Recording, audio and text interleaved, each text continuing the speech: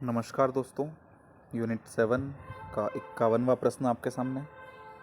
निम्नलिखित में से कौन सा सुमेलित नहीं है? ठीक है, तो आपको ये बताना है कि विटामिन के जो रासायनिक नाम है उसमें कौन सा सुमेलित नहीं है।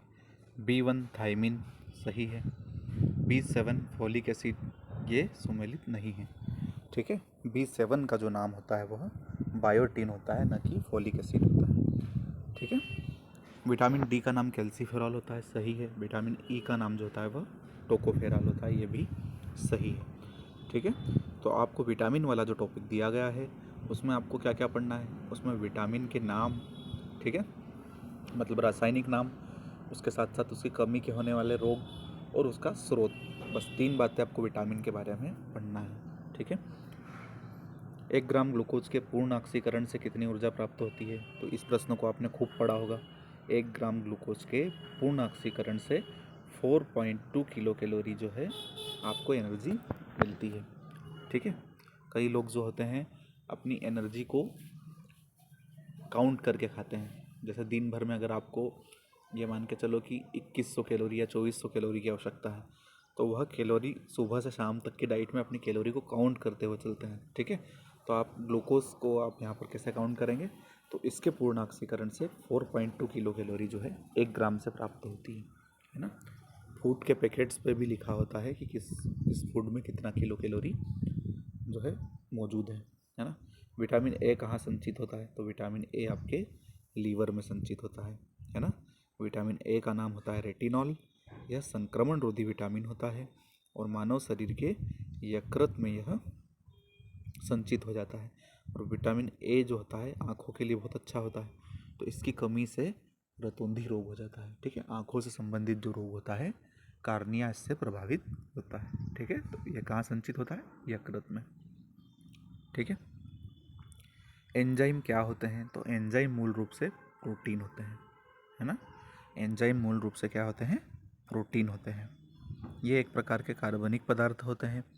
यह विभिन्न जैविक कार्यों में एक उत्प्रेरक के रूप में कार्य करते हैं। ठीक है, एंजाइम क्या होते हैं? एक उत्प्रेरक के रूप में कार्य करते हैं, जो न तो रासायनिक अभिक्रिया को में भाग लेते हैं, बल्कि रासायनिक अभिक्रिया को बढ़ा या घटा देते हैं, है ना। भाग नहीं लेते लेकिन बढ़ा या घटा देते हैं। ठीक है, एंजाइम की खोज किसने की? तो विलियम कोहने नाम के व्यक्ति ने।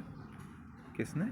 कोहने नाम के व्यक्ति ने एंजाइम की खोज की। ठीक है, एंजाइम का जो प्रोटीन वाला भाग होता है उसको एपो एंजाइम कहते हैं, है ना। एपो एंजाइम किसको कहते हैं? जो एंजाइम का प्रोटीन वाला पार्ट होता है उसको एपो एंजाइम कहा जाता है। ठीक है, अगला प्रश्न है, कौन मोनोसेकेराइड नहीं है? ठीक है, तो 3 प्रकार के जो होते हैं शर्करा होती है, मोनोसेकेराइड, डाइसेकेराइड और पॉलीसेकेराइड। ठीक है, मोनोसेकेराइड जो होती है उसमें CHO का रेशो 1:2:1 होता है। ठीक है, डाइसेकेराइड में इसका डबल होता है और पॉलीसेकेराइड में फिर 2 से अधिक कितने भी हो सकते हैं। ठीक है, मोनोसेकेराइड जो होते हैं वो आपके ग्लूकोज, फ्रक्टोज, गैलेक्टोज, ये जो होते हैं वह, जैसे ग्लूकोज, फ्रक्टोज और गैलेक्टोज जो होते हैं वह आपके मोनोसेकेराइड होते हैं। ठीक है, तो इसमें मोनोसेकेराइड कौन सा नहीं है? तो एक तो सुक्रोज नहीं है, क्योंकि सुक्रोज जो होता है डाइसेकेराइड होता है ना।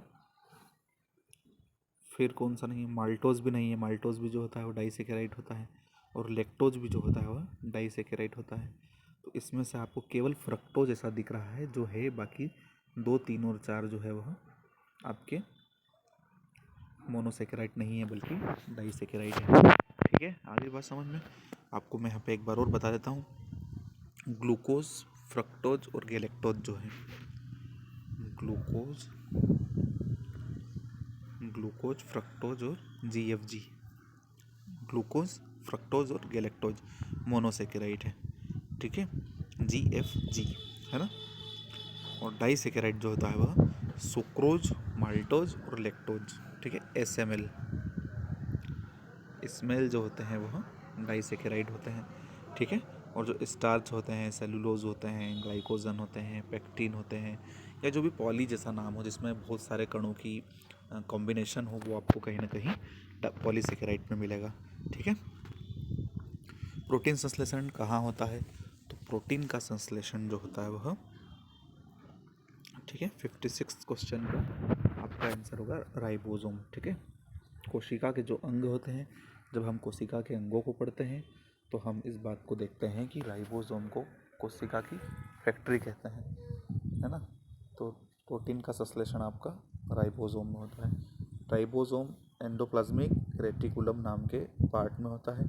इसके ऊपर आपके प्रोटीन का संश्लेषण होता है। ठीक है। निम्नलिखित में से किसका निर्माण हमारे शरीर में नहीं होता?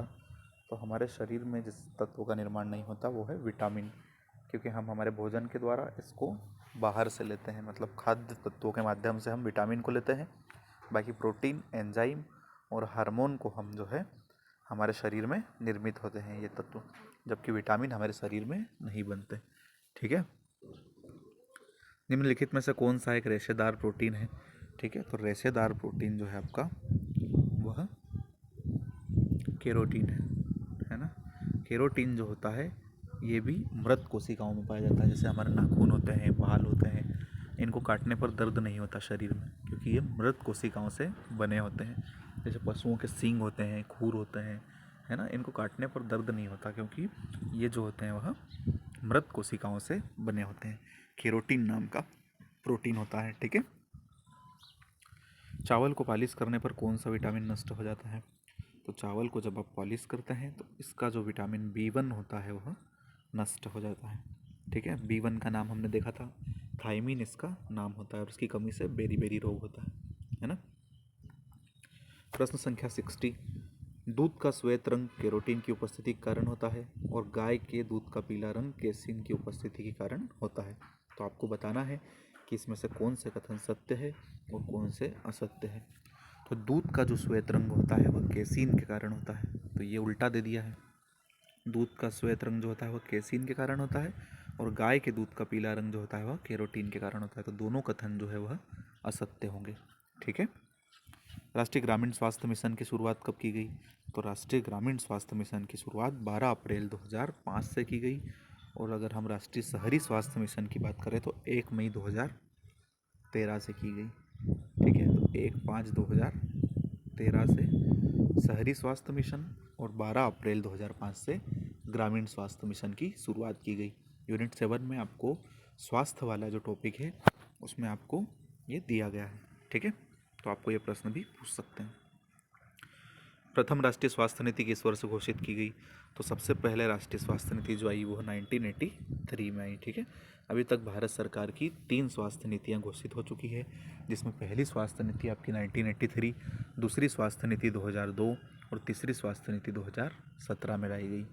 ठीक है। मिशन इंद्रधनुष के तहत किस बीमारी का टीका नहीं लगाया जाता? ठीक है।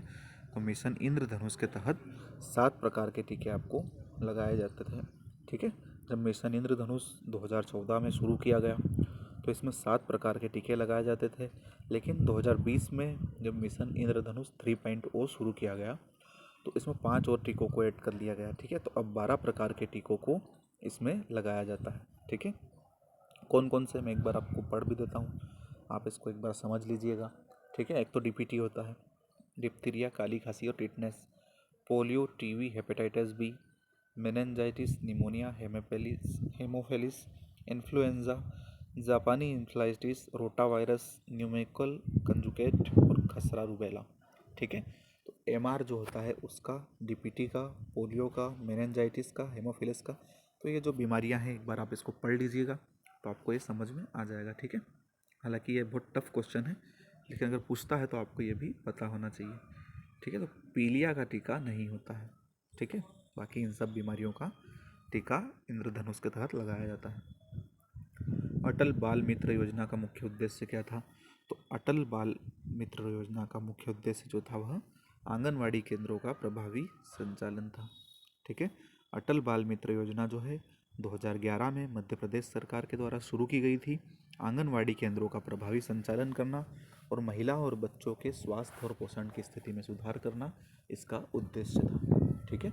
आंगनवाड़ी में महिलाओं और बच्चों से संबंधित आप जानते हैं वहाँ पर कार्यक्रम संचालित होते हैं, तो आंगनवाड़ी केंद्रों का प्रभावी संचालन करना। राष्ट्रीय तपेदिक नियंत्रण कार्यक्रम की शुरुआत कब हुई? तो राष्ट्रीय तपेदिक नियंत्रण कार्यक्रम की शुरुआत जो है वह आपके 1992 में हुई।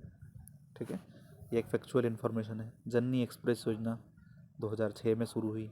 108 आप लगा दीजिए अगर आपको गर्भवती महिला को प्रसव अस्पताल में कराना है, अगर संस्थागत प्रसव को बढ़ावा देना है तो आप 108 पर कॉल करके जननी एक्सप्रेस को बुला सकते हैं। ठीक है, गाड़ी घर तक आती है, फ्री सुविधा उपलब्ध है। ठीक है, तो ये जो है संस्थागत प्रसव को बढ़ावा देने के लिए 2006 में शुरू की गई। अगर इसके उद्देश्य की हम बात करें तो मातृ मृत्यु दर और शिशु मृत्यु दर को कम करना है, क्योंकि पहले घरों में ही जो है प्रसव हो जाता था और पर्याप्त सुविधाएं उपलब्ध न होने की वजह से उनकी मृत्यु हो जाती थी। ठीक है, तो शिशु और जो है माता होती है उनके मृत्यु दर को कम करने के लिए इसको शुरू किया गया। ठीक है, इसका लाभ भी खूब उठा रहे हैं लोग, ग्रामीण क्षेत्रों में भी आजकल शुरू हो चुकी है। लाड़ो अभियान के बारे में आपको बताना है, इसका क्या उद्देश्य था। तो लाड़ो अभियान जो था वह बाल विवाह को रोकने के लिए शुरू किया गया था।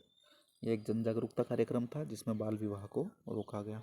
विश्व स्वास्थ्य संगठन का मुख्यालय तो ये तो आप जानते ही हैं, काफ़ी फेमस, जेनेवा स्विट्जरलैंड, है ना। ममता अभियान, तो ममता अभियान का क्या उद्देश्य था। मातृ मृत्यु दर में कमी लाना, शिशु मृत्यु दर में कमी लाना और प्रजनन दर में कमी।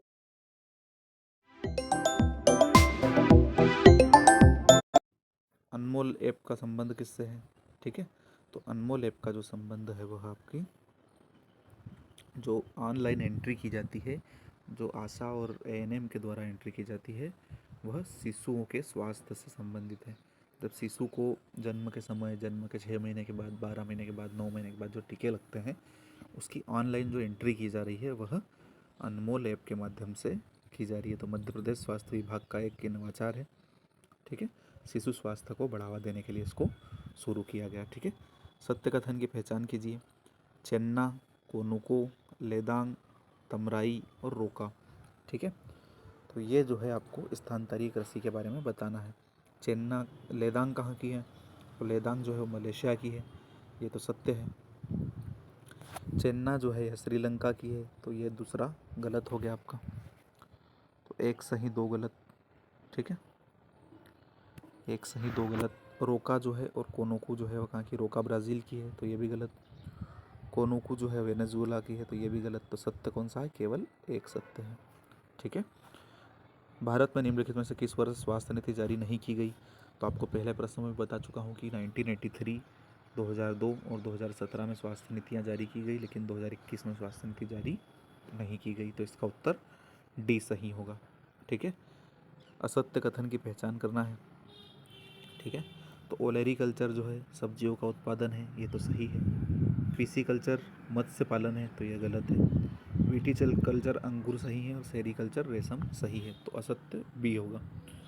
स्वदेशी टेफ क्या है, तो स्वदेशी टेफ जो होता है वह आपका ग्लूटेन रहित वैकल्पिक अनाज होता है। ठीक है, तो ये आपको खाद्य प्रसंस्करण से संबंधित प्रश्न है। खाद्य प्रसंस्करण वाले टॉपिक को आप पढ़ेंगे तो आपको ग्लूटेन रहित वैकल्पिक अनाज स्वदेशी टेक के रूप में मिल जाएगा। ठीक है,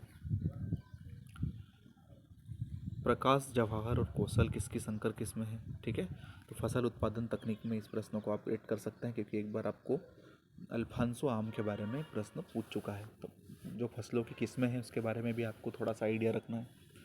ठीक है, प्रकाश, जवाहर और कौशल जो है यह मूंगफली की किस्म। प्रकाश को आप ऐसे याद रख सकते हैं क्योंकि मूंगफली जो है प्रकाश रहित वातावरण में अपना कौशल दिखाती है, क्योंकि ये ज़मीन के नीचे उत्पादन होता है। इसका मूंगफली का उत्पादन होता है वह ज़मीन के नीचे होता है। तो प्रकाश रहित वातावरण में यह अपना जौहर और कौशल दिखाती है। ठीक है, इसकी ट्रिक आप ऐसे याद रख सकते हैं, है ना। अब अगले प्रश्नों को लेकर के हम अगले वीडियो में चर्चा करेंगे। ठीक है, थैंक यू।